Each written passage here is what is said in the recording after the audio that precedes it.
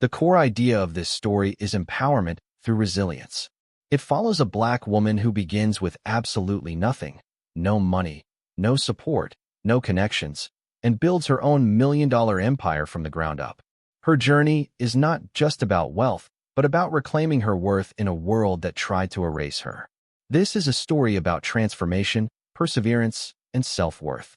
It's about the crushing weight of being dismissed and how that pressure, instead of breaking her, forged her into something unstoppable. It's about how failure wasn't the end, it was her beginning. Redemption through grit and vision. The protagonist redefines herself on her own terms. Inspirational drama with strong elements of social realism. The tone will blend harsh truths with emotional triumphs. While it leans into the dramatic, it's rooted in a raw, grounded sense of reality. Vindication. The emotional arc will carry the viewer from despair and invisibility to power and presence.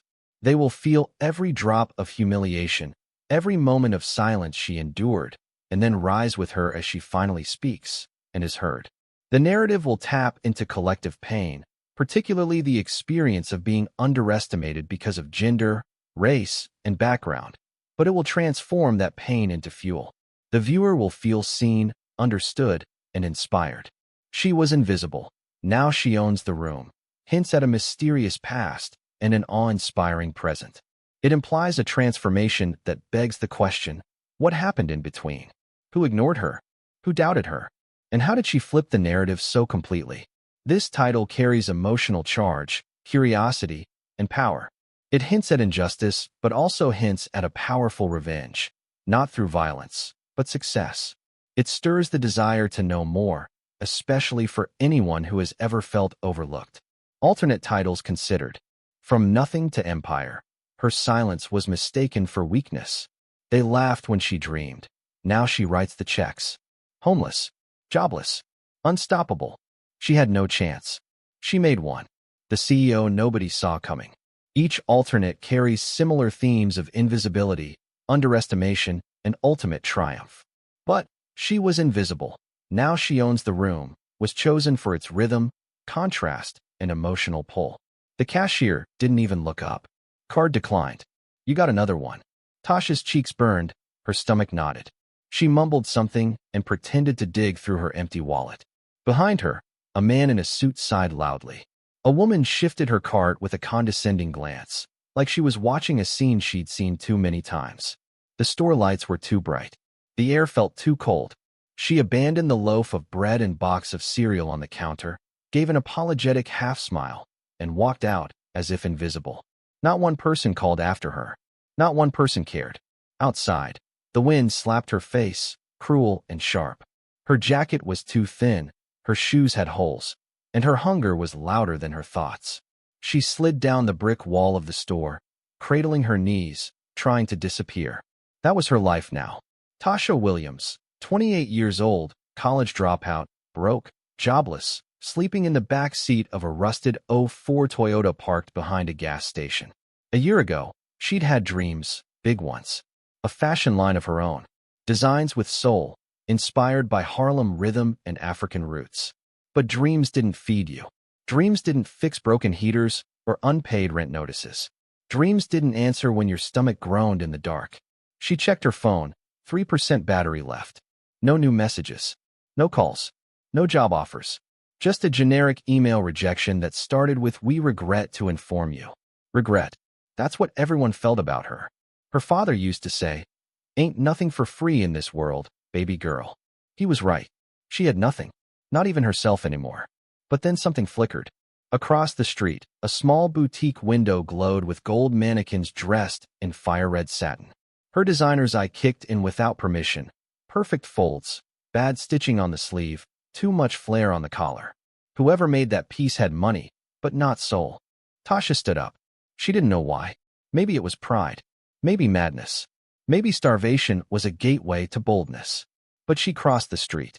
Inside the boutique, a woman in heels that probably cost more than Tasha's whole wardrobe raised an eyebrow. "Can I help you?" Tasha smiled, lips cracked and dry. "Your mannequins are wearing trash." There was silence. Thick, stunned silence. The woman blinked. "Excuse me." Tasha took 2 steps forward. "Your seams are weak. Your lines are confused, and whoever designed that thinks loud means luxury. Do you have any idea who you're talking to? No, Tasha said. But I know clothes. And yours look rich, but empty. I could do better. Broke as I am, I could do better with a needle and hope. The woman narrowed her eyes, then, shockingly, smirked. Come back tomorrow.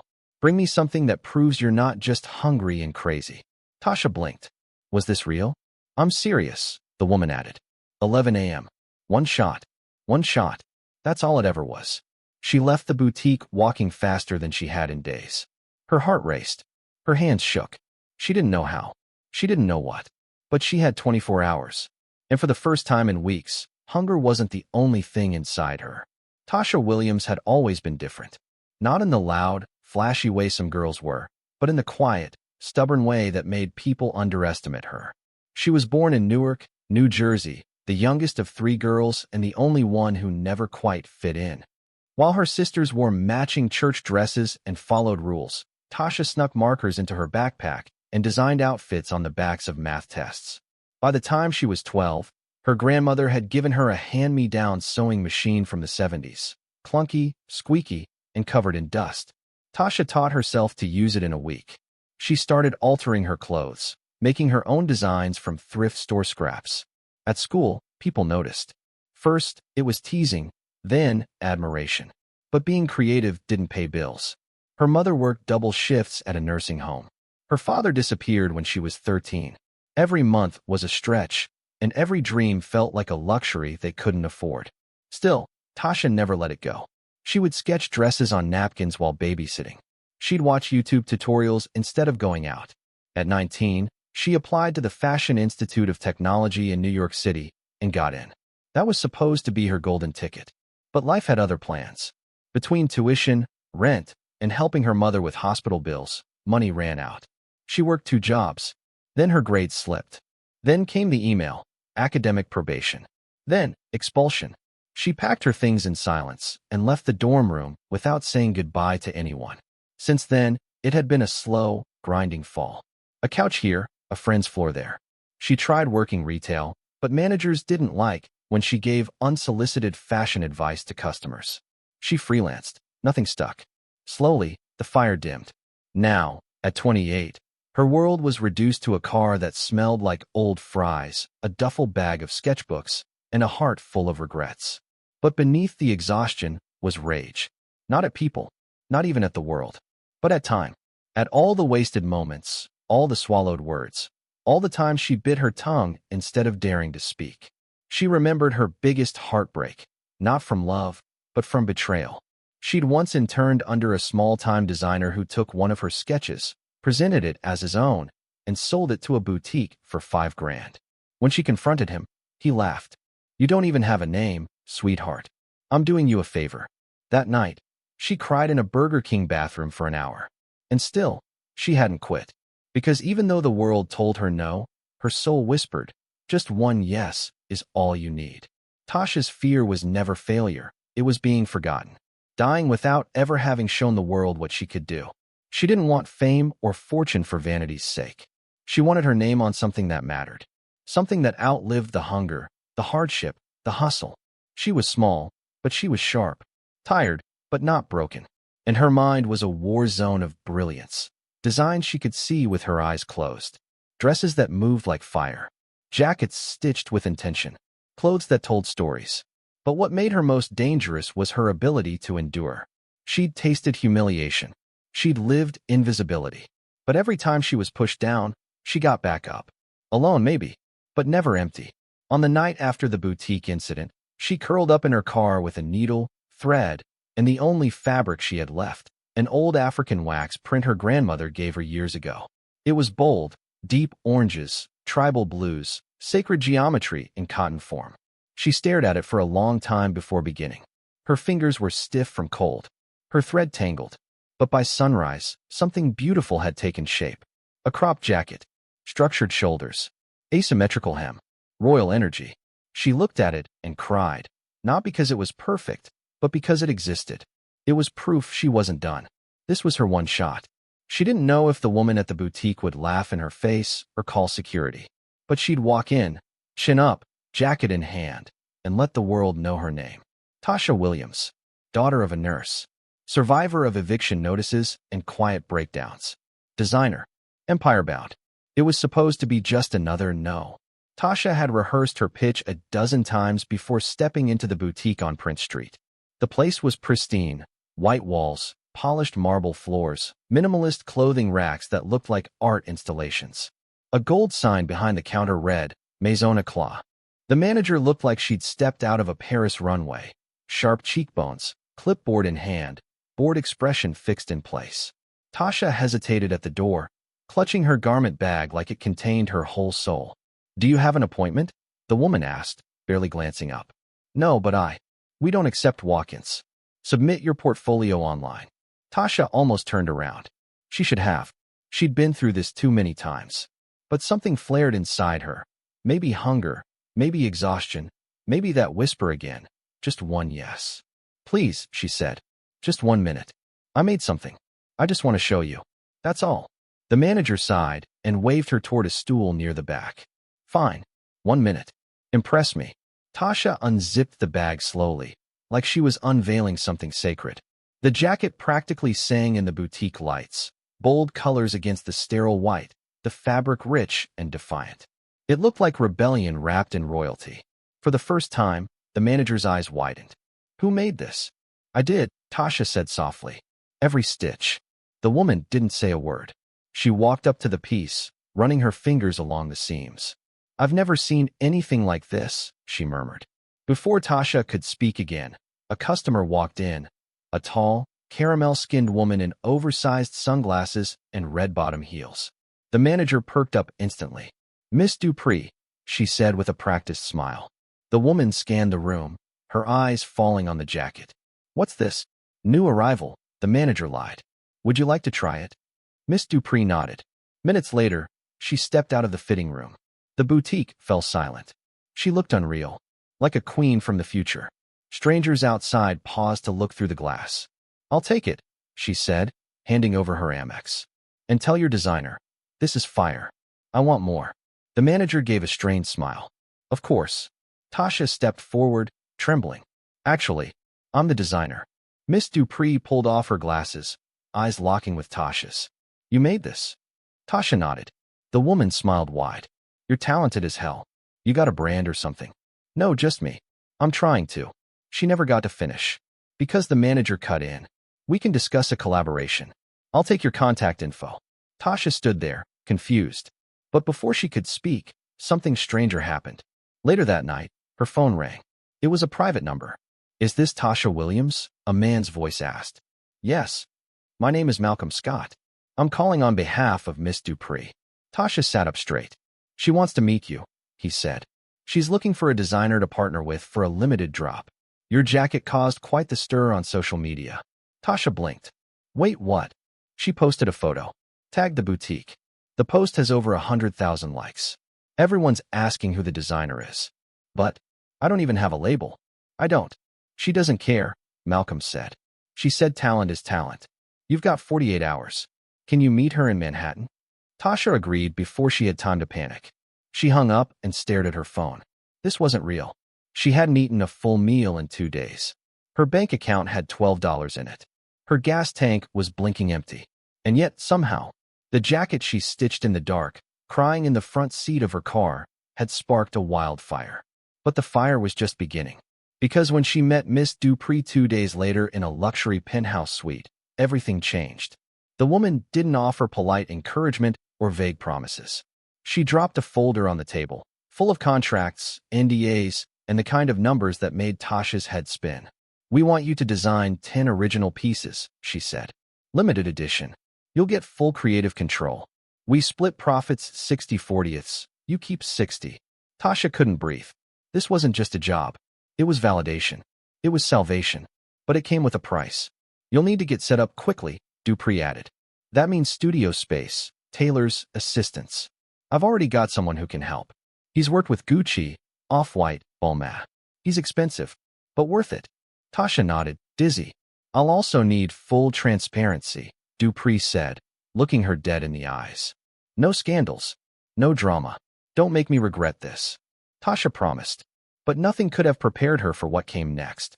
Overnight, she was thrust into a world of fashion elites, private showrooms, and ruthless deadlines. Her name started trending. Fashion blogs called her the underground visionary. People she hadn't heard from in years slid into her DMs. Fake friends resurfaced. Exes suddenly wanted to reconnect. She was no longer invisible. But being seen came with a price. Fake smiles. Hidden agendas. People who wanted to use her, steal from her, break her. And just when she thought she was finally safe, the betrayal came. Not from strangers, but from someone she trusted. Someone who knew her past, knew her work, knew how to destroy her. But that's the story of the next chapter. Because for now, one thing was clear. The no she feared most had turned into a yes loud enough to wake the dead. And she wasn't backing down. Not anymore. Tasha stood on the rooftop of her tiny rented studio in Brooklyn, looking out over the skyline. It was early, 5 a.m.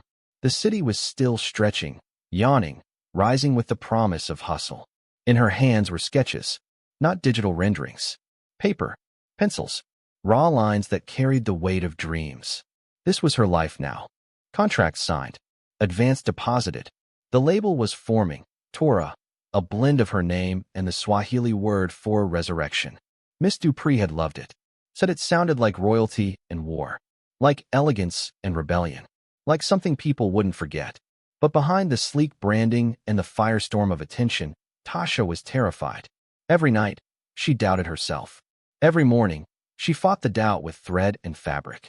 She poured her fears into every seam, every stitch, every panel. Her new assistant, Janelle, a fashion student from Parsons, watched her work like she was witnessing a painter at war with her own soul. "Why don't you just use a pattern?" Janelle asked one day. Tasha smiled without looking up. "Because the world doesn't need another copy." The first collection was due in 28 days. 10 original looks. All wearable. All disruptive. No safety nets. She hadn't seen Miss Dupree in person again. Everything was emails, Zooms, stylists, and agents. But Dupree's presence lingered, powerful and silent like the moon pulling tides. Tasha's name began to rise in whispered circles. A-list stylists called to ask for previews. Bloggers speculated about who she was and where she came from. She kept it all under wraps. Let them wait. Let them wonder. But success came with shadows. The boutique manager from Maison Eclat called her a fraud in an interview, claiming she had stolen a design from an intern. It wasn't true, but it was loud. Tasha didn't respond. Then her cousin Brittany, the same one who'd once called her just a glorified tailor, posted an old photo of Tasha's car, back when she lived in it. "Look who's famous now. Don't forget who watched you cry in that back seat." People ate it up. They called it a redemption arc, a rags to riches story. But Tasha felt exposed, as if her pain was being passed around like gossip. Worse, a blogger dug up her past arrest, shoplifting when she was 17. She hadn't even stolen clothes, just a sandwich and ibuprofen. But they made it sound like a scandal. Again, she said nothing. She kept sewing. Her mentor, a former costume designer named Louise who'd once worked with Beyoncé's team, gave her the best advice. "They can't cancel you if you don't flinch. Let the work speak." So she did. Day and night, she stitched. The final piece in her collection was the most personal. A coat made from deconstructed denim and vintage Ankara fabric. She lined the inside with hand-painted constellations, each one representing a moment she almost gave up. On the collar, she embroidered 3 words in gold thread. "I'm still here." When she showed it to Janelle, the girl cried. "It's like armor," she whispered. Tasha smiled. "That's what it's supposed to be." The night before the showcase, she couldn't sleep.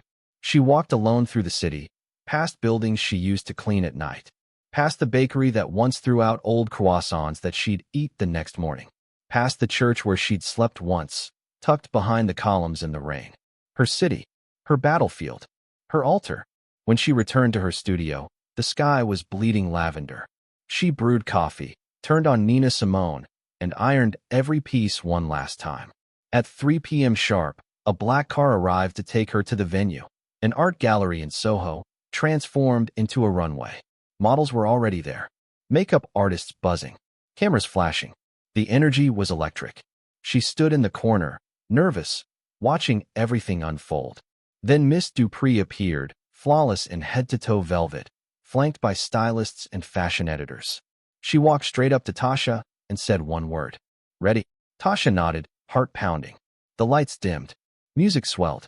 And then, her pieces began to walk. Every model was a living manifesto, strong, diverse, radiant. The crowd leaned forward, hypnotized. Every look was more daring than the last. By the time the coat with "I'm still here" hit the runway, the room fell into a hush. People cried, not because it was sad, because it was real. When the final bow came, Tasha stepped out. She was shaking. The applause hit like thunder. People rose to their feet. Even Dupree was clapping, her expression unreadable, except for her eyes. In them was something rare, respect. After the show, stylists swarmed her. Buyers offered outrageous sums. A Vogue editor whispered that she'd be the cover story for their New Icons issue. Tasha smiled. Thank them. But her mind was somewhere else. She walked to the back of the venue, where an old man stood alone, leaning on a cane. Her father. She hadn't spoken to him in 5 years. He once told her chasing fashion was a waste of time, that she'd end up broke and broken. He looked at her now with tears in his eyes. "I was wrong," he said. She nodded. "I know." They hugged. No more words. Later that night, alone in her studio, she posted a photo. The coat. The words, "I'm still here." The caption, "Not luck. Not hype. Just truth stitched in silence." It went viral within hours. And in that silence, after everyone had gone, Tasha sat at her machine again. Because now, her journey had only begun. The morning after her historic showcase, Tasha was awakened by a relentless buzzing. Her phone, blazing with hundreds of notifications, news headlines, emails from investors, stylists, and celebrities. Beyoncé's stylist had tagged her. Zendaya's team requested a custom fitting. An invitation from Paris Fashion Week was sitting in her inbox. But amid the praise, one message stood out. A woman named Celeste, a young black designer from Detroit. She'd written, "I saw your coat," and cried. "I thought people like me weren't allowed to dream that big. Thank you for showing me we can." Tasha stared at the message for a long time. This was it. This was the reason she survived. Not for fame, not even for fashion, but for every girl, every dreamer, every underestimated soul who'd been told to shrink, to settle. She got dressed, simple jeans, white tee, hair in a bun, and headed to the train. No black car today. She wanted to feel the steel beneath her again, smell the sweat and ambition, touch the pulse of the city. She visited the shelter where she'd once lived. The same shelter where they'd handed her a plastic bag of shampoo samples and a secondhand coat. It was still there, a little more run down, a little more tired. The receptionist didn't recognize her. "Can I help you?" the woman asked. Tasha smiled. "Yes, I want to donate." She pulled out a manila envelope, $30,000. Quietly placed it on the desk. No press, no photo ops. Just, "Help the next girl like me." The woman's mouth opened in disbelief. "Wait, you're..." Tasha simply winked. "I'm still her. I just sew better now." As she walked out, it began to snow lightly. The kind of snow that doesn't chill, it blesses. Her phone rang. "Miss Dupree, I heard what you did," she said, voice warm. "How?" Tasha asked. "I have eyes everywhere. And you just made me proud." There was a pause. Then Miss Dupree added, "You've arrived, darling. But staying at the top? That's where the real game begins." Tasha smiled. "I didn't climb this far just to fall." And she meant it. Later that week, an op-ed appeared in the New York Times. Title, "From Shadows to Stitches, The Rise of Tasha Ward." It chronicled her journey, homelessness, betrayal, brilliance, and her unapologetic triumph. But the final line is what shook the world. "They tried to bury her, but they didn't know she was a seed." That quote went viral. People wore it on t-shirts, graffitied it on walls in Harlem, even tattooed it on arms and ribs. She was no longer just a designer. She was a movement. Months passed, and the frenzy of fame settled into something steadier, more profound. Tasha stood before a glass building in Brooklyn. The sign read, "The Ward Academy for Young Creators." Inside were sewing machines, sketching tables, computer labs for digital fashion, and most importantly, beds, kitchens, and counselors. It was part design school, part shelter, part sanctuary. It was her ultimate creation. This was what success meant to her, not just a name and lights, but lights turned on for others. Inside, a group of students gathered for orientation. girls and boys from every background. One girl, thin, in an oversized hoodie, sat in the corner, arms folded tight, eyes wary. Tasha walked in, dressed in one of her own designs, a sleek, powerful silhouette.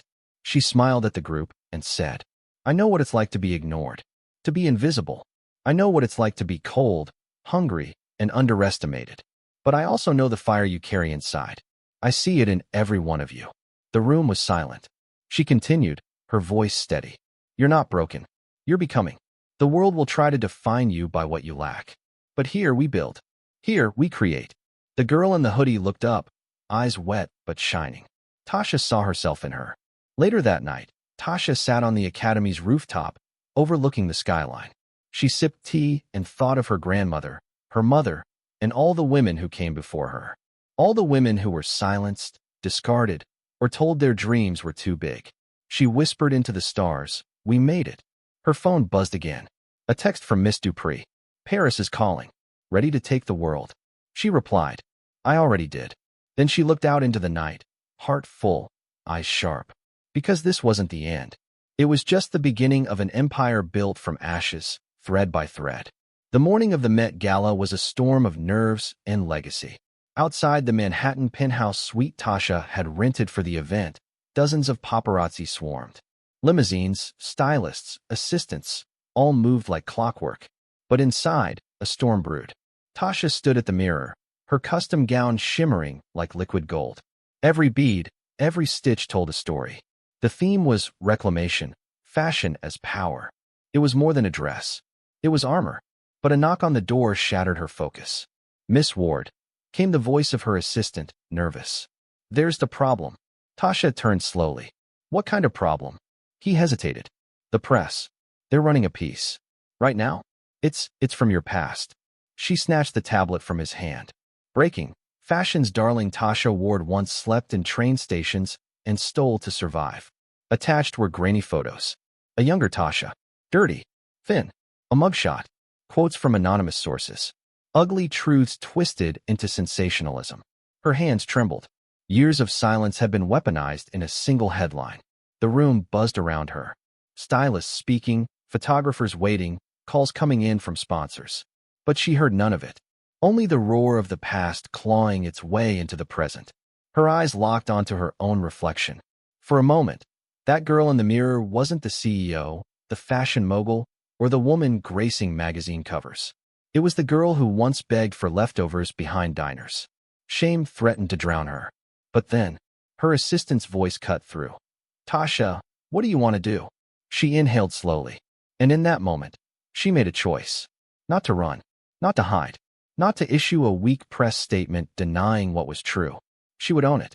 Tasha turned. "Get the car ready. We're not changing the dress." "But, no. We go as planned." She walked past the tablet, now abandoned on the floor. At the Met Gala, the red carpet was electric. Celebrities dazzled, but the crowd gasped when Tasha Ward stepped out. The gown shimmered in golden firelight, but it was the cape, black velvet with white embroidery, that stole the show. In bold cursive stitched across the back, it read, "From nothing, now everything."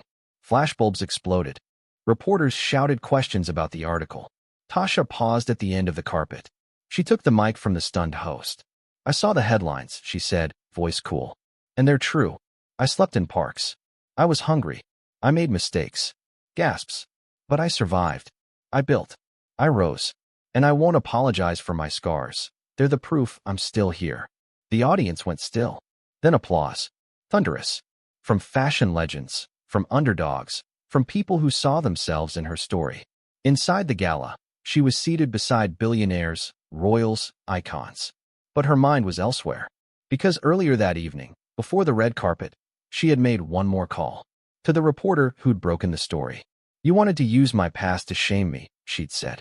"Instead, I'll use it to light the way for others. Starting tomorrow, I'm launching the Ward Foundation. Housing, education, and fashion programs for girls like I used to be." The reporter had nothing to say, but the world did. By morning, the scandal was no longer a scandal. It was a revolution. Social media trended with hashtags like #WardPower and #RiseWithTasha. More stories surfaced, not of shame, but of resilience. Former classmates from the shelter shared how Tasha used to sneak extra food to them.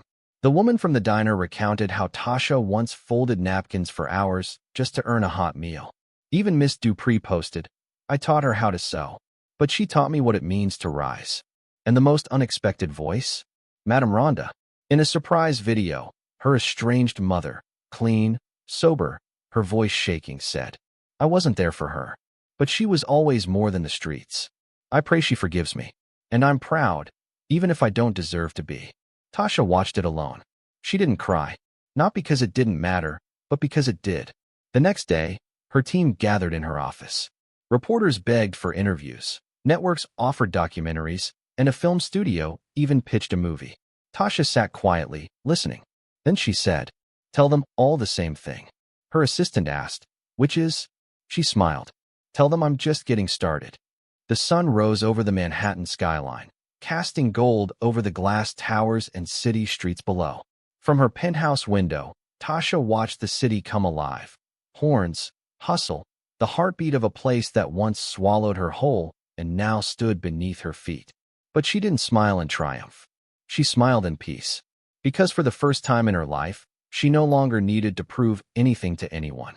Not to the critics. Not to the industry. Not even to the version of herself that once believed success would finally make her feel whole. She had already been whole all along. She just hadn't known it. Her assistant entered quietly, a tablet in hand. "Your speech went viral overnight," he said. "Over 12 million views. Vogue called it the most powerful Met Gala moment of the decade." Tasha nodded, then sipped her tea. "What do you want to do today?" he asked. "Clear the schedule," she said. "I want to go somewhere." He blinked. "Where?" She didn't answer. 2 hours later, a black SUV pulled up to a quiet block in Brooklyn. Tasha stepped out, dressed not in couture, but in jeans, sneakers, and a hoodie. The same street where she once slept in abandoned stairwells now looked smaller, safer, but the memories still hummed through every crack in the sidewalk. She walked alone, stopping in front of the shelter that used to be her home. The paint was peeling. The chain-link fence rusted. A group of girls sat on the steps, bored, scrolling on phones. One of them noticed her and whispered. Another stared. A third pulled up Google and gasped. "Yo, that's her. That's her," one girl said, rising to her feet. Tasha smiled. "Can I sit with y'all for a minute?" They made room. She sat down slowly, looking them each in the eye. "I used to sleep right there," she said, pointing to a concrete patch beside the building. 19. No parents. No job. Just dreams and a busted sewing kit. One girl asked, "How'd you do it?" Tasha paused, choosing her words like threads in a tapestry. "I stopped waiting for permission to matter. I stitched my pain into purpose. And I showed up for myself, every single day, even when I was hungry, even when I wanted to quit." Another girl wiped her eyes. "They always say we ain't gonna make it. That we're nothing." Tasha looked at her. "That's what they said about me too." She reached into her tote and handed the girl a business card. "That's the number for the Ward Foundation. We're starting mentorships this fall. Fashion, entrepreneurship, tech, media. If you're serious, call me." The girl clutched the card like it was gold. Tasha stood. And with that, she turned and walked away. Not as a symbol, not as a spectacle, but as a woman who had transcended the very story she once believed defined her. That evening, she returned home and found a package waiting. No sender. Inside, a single photograph. A younger version of herself, wearing a worn-out hoodie, asleep on a train bench. On the back, in scrawled handwriting, "Look what you did." No signature, just the truth. She pinned the photo to her studio wall, not to remind her of pain, but to honor the girl who refused to give up. Later that week, in a televised interview, the host asked, "What do you want your legacy to be?" Tasha thought for a long moment, then said, "That I didn't just survive.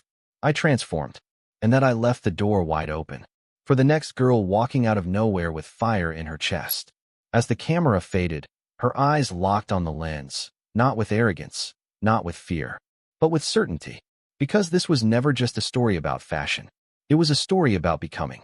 About rising when the world expected you to disappear. About turning silence into a symphony. And most of all, about a black woman who started with nothing and rewrote everything.